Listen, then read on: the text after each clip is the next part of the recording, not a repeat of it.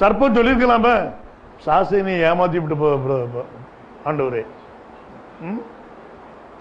நானா செய்யல, சாசனை ஏமாத்தி விட்டு நான் அதான் இந்த தப்பு பண்ணேன். நீங்க சொல்லுவீங்க நாளைக்கு ஆண்டவர் சாசை கூடுவாரோ, நீ என்ன செய்த அதான் கேட்பாரு. உனக்கு பிரமாணம் இருக்குல்ல, இந்த பிரமாணத்தை நீ ஏன் மீறினா? சர்ப்பத்தை ஆண்டவர் வேற எதுவுமே கேட்கல, நேரடியா பனிஷ்மெண்ட் கொடுக்கிறாரு பாருங்க. அடுத்த வார்த்தை என்ன சொல்லு பாருங்க. அப்பொழுது தேவனாய கர்த்தர் சர்ப்பத்தை பார்த்து, நீ இதை செய்தபடியால், பாத்தீங்களா, நீ இப்படி ஏமாத்தினபடியால் இல்ல, நல்லா கவனிச்சுடுங்க, நீ இதை எதையோ செய்திருக்குது. ஆண்டவரை கோட் பண்றார்.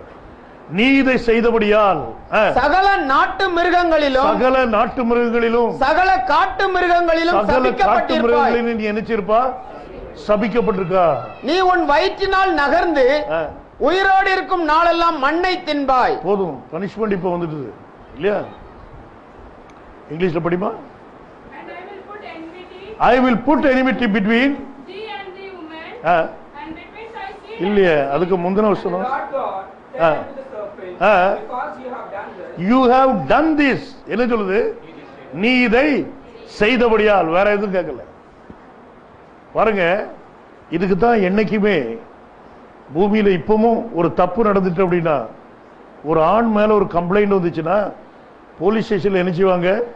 பெண்ணுடைய வாய்ப்பிறப்ப கேட்பாங்க. ஏன்? பாதிக்கப்பட்டவா யாரு? பெண்ணு. அவ கரெக்டா சொல்லுவா.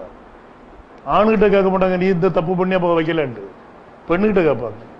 பெண்ணுடைய ஸ்டேட்மெண்ட் தான் ஸ்ட்ராங்கா இருக்கும்.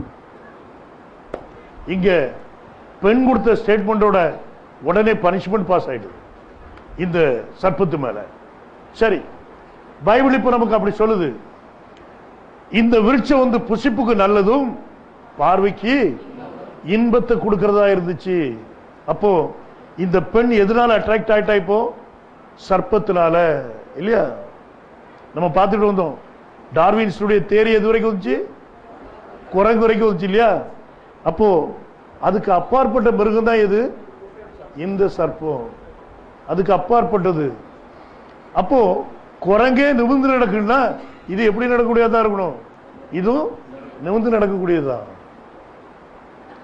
நீங்க உயிரினத்தை பற்றி கீழே இருந்து மேல வரைக்கும் படிச்சுட்டே வாங்க, அப்போது உங்களுக்கு தெரியும் எது விடுபட்டு இருக்கு அப்படின்னு சொல்லி. விடுபட்டது இந்த சர்ப்பம் தான். மூணாவது காரியமா, அந்த விருட்சம் புத்தியை தெளிவிக்கிறதுக்கு இச்சிக்கப்படத்தக்க விருட்சம். கனி இல்ல, கனியை சொல்லல, எதை சொல்லுது? விருட்சம். நல்லா கவனிச்சுடுங்க. விருட்சம் அப்படின்னா அந்த சர்ப்பம். இப்ப இந்த சர்ப்பத்தை பற்றி தான் 3 எக்ஸ்பிளனேஷன் வருது. இவன் எப்படி இருந்தான் அப்படின்னு சொல்லி. இந்த சர்ப்பத்தோட உறவு உண்டானதுனாலதான் ஜனங்கள் ராட்சதர்களை மாதிரி நினைச்சுதாங்க அன்னைக்கு பிறந்தாங்க. கலப்பினம் இந்த உலகத்தில் வர்றதுக்கு காரணமா இருந்தா. இப்போ அதுக்குள்ள நம்ம போறதுக்கு முன்னால இன்னும் நிறைய காரியம் பார்க்க வேண்டியது, நமக்கு டைம் தான் கிடைக்காது. சரி, பைபிள் சொல்லுது இச்சிக்கப்படத்துக்கு விருட்சம் பாது, இந்த கனி கிடையாது. அப்போ சர்ப்பத்தை பார்த்து அதனுடைய உருவத்தையும் அதனுடைய ஸ்ட்ராங்னஸையும் அதனுடைய மூவ்மெண்ட்டையும் பார்த்துட்டு இந்த பெண்ணை அந்த சர்ப்பம் மெதுவாக டைவர்ட் பண்ணதுனால அவளுடைய கண் இப்ப என்னத்துல போயிடுது? வேற பாதையில போயிடுது. அவ இச்சிக்கிறதுக்கு ஆரம்பிச்சா. இந்த 3 காரியத்தை நிமித்தமா இவ என்ன செய்தாலும் அந்த கனியை புசிச்சா. புசிச்சான்னா என்னது? நான் ஏற்கனவே சொல்லிட்டேன், தாம்பத்திய உறவு. தெரியுதா? வாசிங்க 6வது வசனத்தை. அப்பொழுது ஸ்திரீயானவள் அந்த விருட்சம் புசிப்புக்கு நல்லதும் பார்வைக்கு இன்பமும் புத்தியை தெளிவிக்கிறதற்கு இச்சிக்கப்படத்தக்க விருட்சமுமாய் இருக்கிறது என்று கண்டு அதன் கனியை பறித்து புசித்து தன் புருஷனுக்கும் கொடுத்தாள், அவனும் புசித்தான். அப்பொழுது அவர்கள் போதும் அத புசிச்சா. இந்த தாம்பத்திய உறவை நடத்தியாச்சு. நடத்திட்டு யாருக்கும் கொடுக்கிறா? தன்னுடைய கணவனுக்கும் கொடுக்கிறா. இந்த தாம்பத்திய உறவுல ஆக்சுவலா முதலாவது பிறக்கக்கூடிய குழந்தை இந்த ஏவாளுக்கு யார் மூலமா வந்திருக்கணும்? ஆதாம் மூலமா வந்திருக்கணும். ஆனா சாசம் முந்திக்கிட்டது. அதுக்கு தெரியும், நல்லா தெரியும். சர்ப்பமானது எப்படிப்பட்டதா இருந்துச்சு? தந்திரம் உள்ளதா இருந்துச்சு. இன்னைக்கு பாருங்க, சர்ப்பத்தை மாதிரி தந்திரம் நிறைய பேர் இருக்கு. நீங்க அதை கண்டுபிடிக்க கூட முடியாது. எல்லாம் முடிஞ்ச பிறதான் யோசிப்பீங்க, இந்த ஆள் வந்து நீ ஏமாத்தி விட்டானே, இப்படி சொல்லிவிட்டானே அப்படிம்பீங்க. ஆனா அது காலம் தாமதமா இருக்கும். அதுக்கு முன்னால சாசனம் செஞ்சோம், அது காலத்தை முடிச்சு போயிட்டே இருக்கும். கவனிச்சுடுங்க, ஆண்டோடைய பிள்ளைகள் வந்து பிராவை போற எப்படி இருக்கிறாங்க? கபடு இல்லாதவங்களா இருக்கிறாங்க. இங்க வேதம் சொல்லுது, இந்த தாம்பத்திய உறவுல இந்த பெண் ஈடுபட்டா தன்னுடைய கணவனுக்கும் கொடுத்தா. ஆதாம் ஏன் இதுல சம்பந்தப்பட்டா? போ ஆதாமுக்கு தெரியுமில்ல. ஆதாமுக்கு ஆண்டவர் என்ன சொல்லிருக்கார்? நீ இதை புசிக்கிற நாள்ல இவனுக்கு தான் நேரடியான கட்டளை இருக்க. அப்படி இருந்தும் ஏன் அந்த காரியத்தை செய்தான்? கணவனும் மனைவியும் ஒரே சரீரம். ஆண்டவர் ஏவாளை அவனுடைய சரீரத்திலிருந்து எடுத்துட்டு வந்திருக்கார். இந்த ஏவாள் அடிபட்டான்னா யார் அடிபட்டதா அர்த்தம்? ஆதாம். பாருங்க, இதுல ஒரு சின்ன ஒரு ரகசியத்தை ஆண்டவர் வச்சிருக்கார் பாருங்க. முதலாவது ஆதாம் தன்னுடைய மனைவியுடைய பாவத்தை அல்லது தன்னுடைய மனைவியுடைய தவறை நினைச்சதான் தாமல ஏற்றுக்கிட்டான். இது எதுக்கு உதாரணம்னா, இரண்டாவது வரக்கூடிய ஆதாம் தன்னுடைய மனைவியாகிய எங்களுடைய தவறுகளை தாமல என்ன செய்கிறார்? ஏற்றுக்கொள்கிறார். நம்முடைய பாவத்தை அவர் ஏற்றுக்கொள்றார். எது நிமித்தமா? மனைவி மேல உள்ள அன்பு நிமித்தமா. கணவனும் மனைவியும் ஒரே சரீரம். இது நிழலாட்டமா இருக்கு, அது என்னது? உண்மையானது. இயேசு கிறிஸ்து வரக்கூடிய நாள்ல அது உங்களுக்கு தெரியும். அப்படி இல்லைன்னா அவர் சிலுவையில் அறைய வேண்டிய அவசியம் கிடையாது. அவர் அறைய வேண்டிய அவசியம் இருந்துச்சா? இல்ல. ஏன்? அவர் பாவத்தை அறியாதவராயிருந்தார். பாவத்தை அறியாத ஒருவர் தன்னுடைய மனவாட்டிக்காக என்னதானார்? பாவமானார். இது எதை குறிக்குது?